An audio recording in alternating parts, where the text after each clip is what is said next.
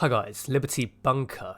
Coronavirus, COVID-19. This virus appears to be making inroads now into Europe, seeing somewhat of chaos in Italy. No doubt there are people walking around the UK who do have this virus, and it's only a matter of time before the situation becomes worse. Now, this isn't something to get into mass hysteria about.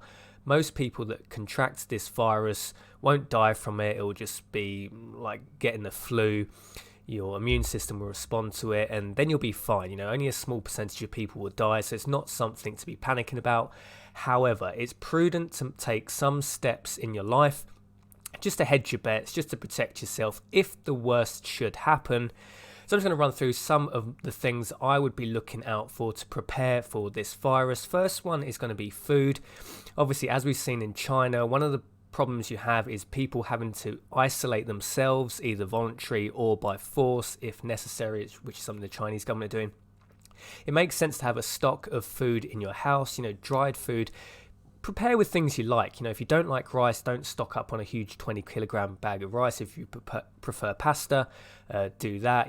Anything dried, noodles, porridge, anything you can store and keep for long periods of time, because it makes sense. The world we live in, it's not just coronavirus. We have bad weather sometimes, supermarkets run out of food, economic downturns, inflationary periods. It makes sense just to have a stock of food in your house anyway. One of the things I would bear in mind, though, is we haven't seen a crisis something like this in the UK for a long time, probably since the Second World War, if not before that. One thing that worries me is just the ability to protect your property, protect your own stockpile, because most people out there won't prepare. Most people are ill prepared for any situation. So as the supermarkets become bare, don't forget we live in a time where supermarkets for efficiency run, they only have enough food coming in just to supply the needs at that time. If we have a panic buying situation, the supermarkets won't be able to replenish the shelves fast enough. Compound with that, coronavirus could disrupt supply chains as truck drivers fail to turn up to work because they're too busy protecting their family, as we have problems moving goods around the country as shutdowns happen.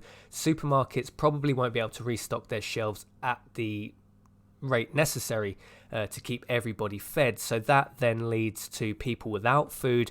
There's going to be high instances of this. Is only in a worst case scenario. I don't think it's going to pan out like this, but just hypothetical situation, worst case scenario, this could happen. You're going to get people, increased burglaries, people will just come into your house, steal your stuff, home invasion. And obviously if you're watching this from America, Second Amendment's got you covered, right? That's what the Second Amendment's for you to defend yourself. In the UK, it's not legal to preemptively have self-defense, as crazy as that sound. If you're watching this from America, you probably think that's insane. In UK, you're not allowed to have a gun for self-defense. Quite hard to have a gun in the UK anyway. You're not even allowed to have a weapon in your house for the sole purpose of self-defense. That would be illegal here in the UK. So you want to think about hiding your reserves. So whether you hide them in in the loft, in the attic, you have like a basement, something like that, somewhere where you can put stuff where if someone comes into your house under a home invasion situation, or they just burgle you while you're out, they're not just going to steal everything from your food cupboards. So don't store all your dried foods in your normal food cupboards. Have some of it either in multiple different locations, or a location that's fairly safe. If someone burgled your house, they're not going to find it. Other food items that are probably good to have is things that are highly tradable. This coronavirus thing is, even if in the worst case scenario, it's going to probably blow over in a few months, hopefully as the vaccine's developed. If not, the warmer weather will definitely stifle the spread of the disease. But in that meantime, if you want to trade things, trading pasta is good, but high value items, things like bottles of whiskey, bottled vodka, wine, things like that can be used in a barter economy. If the situation is that bad that you want to swap like a bottle of whiskey for someone else's food, things like that will always have value, because people like whiskey, people like getting drunk. So it makes sense to have a few of those high value items in your inventory as well that you can use for bartering, even if you don't like whiskey. Water is obviously the number one thing that you can't really go without. I mean, you can go a number of weeks without food. You can live okay without heating or electricity in most cases, unless you're a very vulnerable person. If you're a very vulnerable person, then this virus is going to be significantly worse for you anyway. But water's an important one. One of the things I would recommend we have is like a Lifestraw, one of those filter straws, or a Sawyer mini filter. They're good to have in your armory anyway. I mean, I don't expect, the mains water supply to be infected with this virus, but as we say, this is a logistical problem. What this virus poses isn't so much the health threat from contracting the virus itself, it's the economic repercussions, it's the damage it's going to do to supply chains. So potentially, water is your number one resource, so you want to safeguard that as much as possible. If the mains goes down just because people that work Anglian Water or Thames Valley Water, wherever you live, aren't going to work and the pumps shut down, you've got a backup. I mean, Lifestraws and Sawyer mini filters, I prefer the Sawyer myself, mini filter. They're cheap, and water's your number one resource, so having one of those in your armory, in your back cupboard, makes a lot of sense. Besides that, if you have any sort of medicine that you depend on, if you're diabetic, maybe stock up on insulin. If you have some kind of specific supplement or medicine that you need, stock up on those, because as you say, this is more of a logistical situation than a killer zombie virus. So if there's something you desperately need, stock up, have a few months supply in your drawer. It just makes sense. Obviously, preventing the disease spreading, wash your hands. Washing your hands is the number one thing you can do. I mean, I'm actively washing my hands more. I'm kind of a person that, I have a fairly robust immune system normally anyway. So I'm just trying to be on top of my own drills. Wash your hands more. Antiviral hand sanitizers. So there's a hand sanitizer with the European standard of EN 14476. That is a antiviral hand sanitizer that should destroy the coronavirus. Obviously, you want something that's antiviral, not just antibacteria, because this is a virus, not a bacteria. So good quality hand sanitizer, good to have. Face masks, you've seen this a lot in Asia. The surgical masks that just kind of cover your mouth. I mean, they're not really going to stop the spread of the virus. They probably help somewhat with people that have the disease from spreading to someone else. But if you're breathing air, we know this is an aerosol virus, so it can spread quite rapidly through the air, or just radiate out and could travel quite some distance. You want the N95 kind of dust masks. They sell these in Wix and B&Q, most DIY places in the UK. These are the fully fitted ones. You'll see builders wearing these on sites when they want to protect themselves from dust. Just those fully fitted face masks, N95 masks, worth picking one of those up, because I expect those to rapidly sell out if it emerges that the coronavirus is going viral. If it's spreading across the UK, there's not much we can do about it.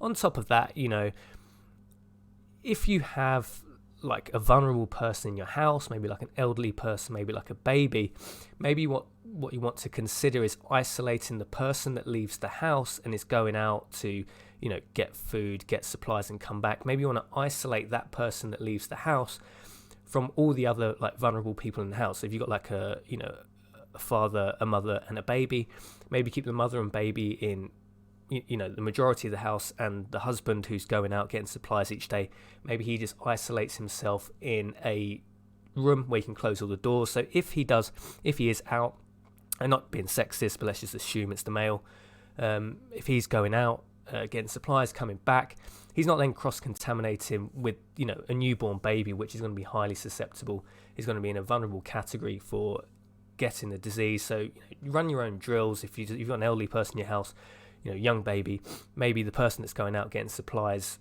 just be aware of that. I mean, you just live in one room, and it's going to be hard.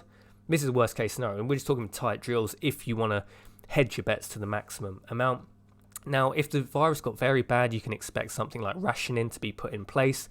And this is all hypothetical worst case situation. I don't think it's going to pan out like this, but you prepare for the worst, hope for the best, and you're going to be pretty golden. But if things like rationing take place, that means there's a huge scarcity of resources across the country. Just be prepared for things like muggings, like we don't know, it could affect fuel reserves, but assume if you're driving there or you're walking to a ration point to collect rations from the police or the military or local volunteers who are giving it out, just be prepared. You could be mugged, you could be attacked on the way back to your house, because resources will be scared, so it makes sense that that's something to happen. But But essentially taking prudent steps to protect yourself, have a store of dry food, have some sort of way of producing water, keep these things safe because you don't have Second Amendment rights here in the UK. You're very vulnerable to a home invasion, someone just burglaring you, taking your stuff. And don't forget the majority, well not necessarily the majority, but especially in inner urban areas, the people with firearms, with handguns, with shotguns are criminals. Most people out in the rural areas, it's probably a different ratio, but in inner cities, illegal firearms are held by criminals. Most people are quite vulnerable to any kind of home invasion. This is a similar thing we talked about in economic collapses. I would expect in a large civil unrest to happen in the UK, armed gangs to be patrolling the streets because they are the only people with firearms. And, you know, to take the American cliche, it takes a good guy with a firearm to stop a bad guy with a firearm. In the UK, not many good guys have firearms, so we're very vulnerable to this kind of scenario. But that's the worst case scenario. I think we'll look back in a year. This thing probably would have blown over and we'll say, oh, you know, that was just another thing like SARS, like the Millennium Bug. But it's good to hedge your bets, in my opinion. Let me know in the comments what you're doing to protect yourselves. Love to hear what you're doing. Prepare sooner rather than later, because once it hits, the supermarkets will just rapidly sell out. You won't be able to get N95 face masks, you won't be able to get hand sanitizer, things like that will just sell out and you'll struggle to get them. Jason from Liberty Bunkers signing off, and I'll see you in the next video.